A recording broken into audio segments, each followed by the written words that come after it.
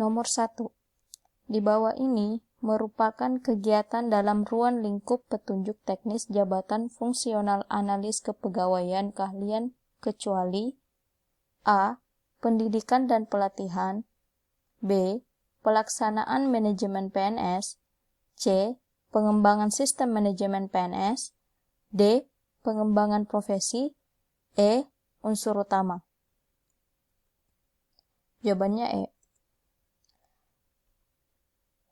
Di pasal Perka BKN nomor 11, bagian ruang lingkup, situ ada ruang lingkup petunjuk teknis jabatan fungsional analis kepegawaian keahlian, dan angka kreditnya ini meliputi butir kegiatan, pendidikan dan pelatihan, pelaksanaan manajemen PNS, pengembangan sistem manajemen PNS, pengembangan profesi, dan unsur penunjang.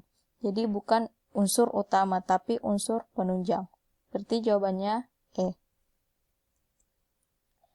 Nomor 2. PNS yang diberi tugas, tanggung jawab, wewenang, dan hak secara penuh oleh pejabat yang berwenang untuk melakukan kegiatan manajemen PNS dan pengembangan sistem manajemen PNS merupakan pengertian dari A. Manajemen PNS, B. Analis kepegawaian keahlian, C. Analis kepegawaian keterampilan, D. Jabatan fungsional analis kepegawaian, E. Analis kepegawaian. Jawabannya D. Dalam bab 1, kalian bisa lihat di bagian pengertian jabatan fungsional analis kepegawaian adalah PNS yang diberi tugas, tanggung jawab, wewenang, dan hak secara penuh oleh pejabat yang berwenang untuk melakukan kegiatan manajemen PNS dan pengembangan sistem manajemen PNS. Jadi jawabannya D.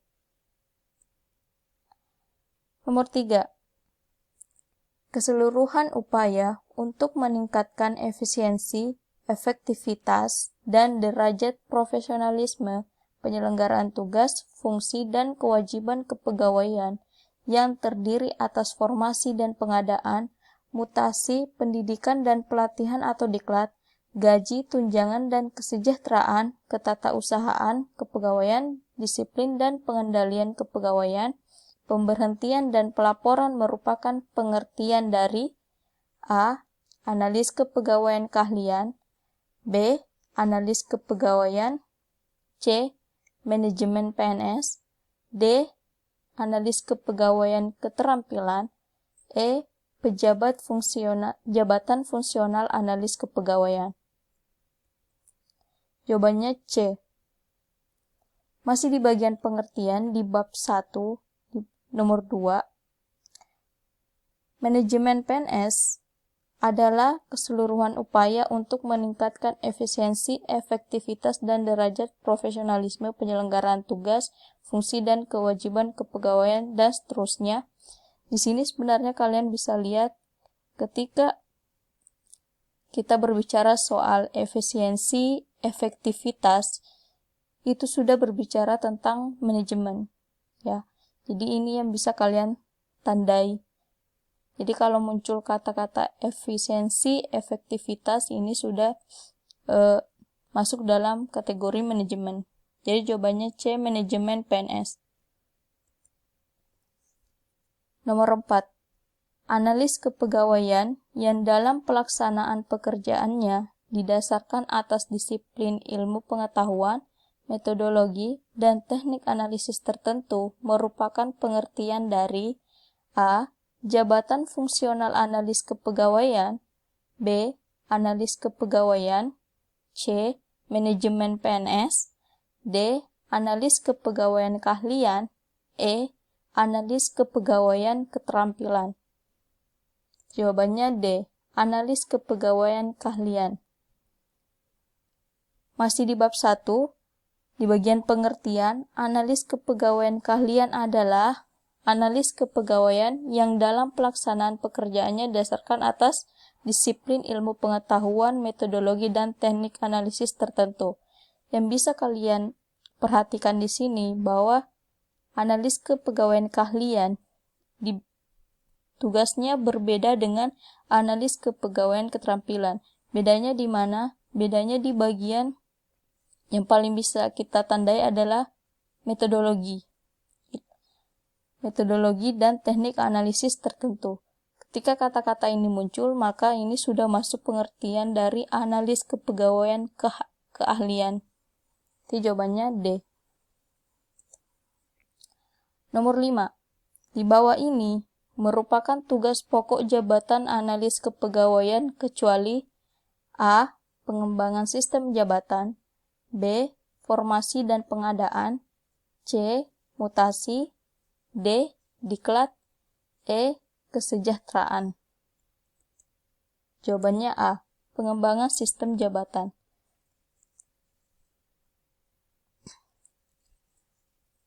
Di bagian bab 2, kalian bisa lihat tugas pokok jabatan analis kepegawaian adalah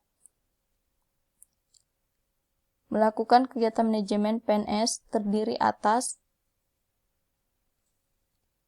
formasi dan pengadaan, mutasi, diklat, kesejahteraan, disiplin dan pengendalian kepegawaian, dan pemberhentian. Berarti yang tidak ada adalah, yang kecuali adalah pengembangan sistem jabatan. Berarti A. Nomor 6. Yang termaksud dalam pengembangan sistem manajemen PNS adalah A. Pengendalian kepegawaian, B. Mutasi, C. Perolehan gelar kesarjanaan, D. Penyusunan naskah akademik, E. Pembuatan karya tulis ilmiah. Jawabannya penyusunan naskah akademik. Masih di bab 2, di pengembangan sistem manajemen PNS terdiri atas pengembangan sistem pengadaan kepegawaian, jadi bukan pengendalian, tapi pengadaan kepegawaian, pengembangan sistem jabatan, pengembangan sistem ketatausahaan kepegawaian, sistem gaji, tunjangan, dan kesejahteraan, penyusunan naskah akademik, dan pelaporan. Berarti yang termasuk pengembangan sistem manajemen PNS adalah D. Penyusunan naskah akademik. Nomor 7.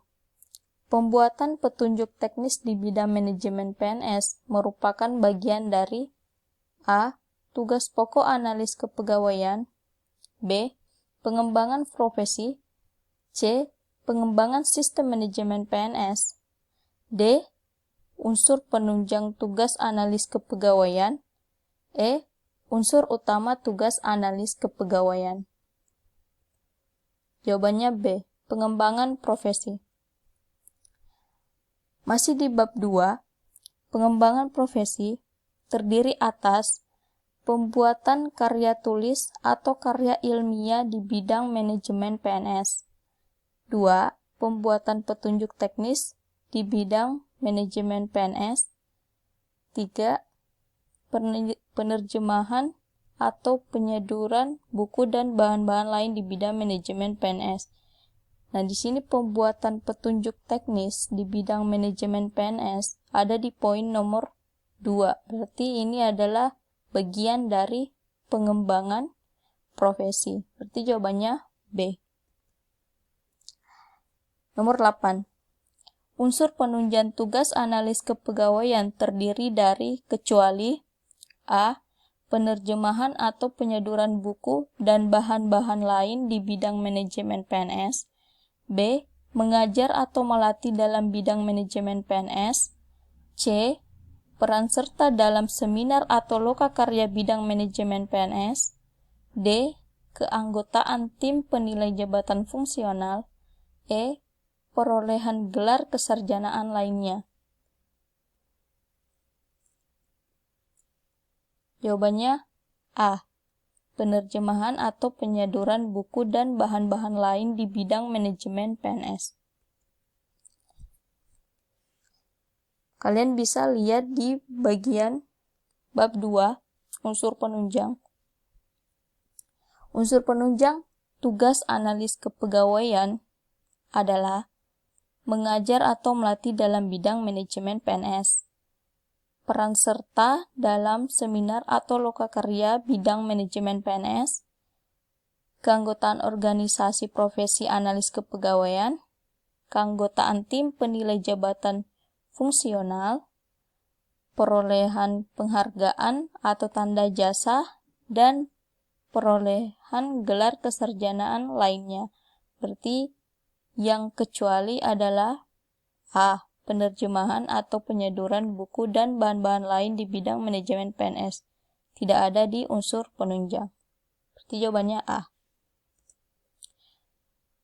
Nomor 9. Dalam pendidikan dan pelatihan fungsional analis kepegawaian, terdapat diklat teknis jabatan fungsional analis kepegawaian. Salah satunya yaitu diklat teknis A. Kepegawaian, B. Manajemen SDM, C. Tata usaha kepegawaian, D. Penyusunan makalah, E. Penilaian kepegawaian. Jawabannya C. Tata usaha kepegawaian. Ini ada di bagian bab 4. Di sini kalian bisa lihat diklat teknis jabatan fungsional analis kepegawaian terdiri dari kenaikan pangkat, kompensasi, tata usaha kepegawaian, ya yang di bagian C, disiplin PNS, pemberhentian dan pensiun PNS, pengadaan PNS, pengembangan karir PNS, penyusunan analisis jabatan, penyusunan standarisasi jabatan PNS, dan penilaian dan penetapan angka kredit. Jadi bukan penilaian kepegawaian, tapi penilaian dan penetapan angka kredit. Berarti yang termaksud di sini yaitu diklat teknis tata usaha kepegawaian. Nomor 10. Jumlah angka kredit yang diperoleh sarjana atau S1 dalam rincian kegiatan analis kepegawaian keahlian sebesar B. 100. Nah, ini ada di bagian bab 5, pendidikan.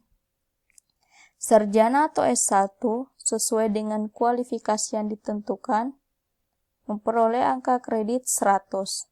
Jadi kalau S1 akan memperoleh angka kredit 100, kalau S2 itu 150, ini S2 150, jadi tambah 50. Terus untuk S3 ini 200. D3 itu 60. Berarti jawabannya B.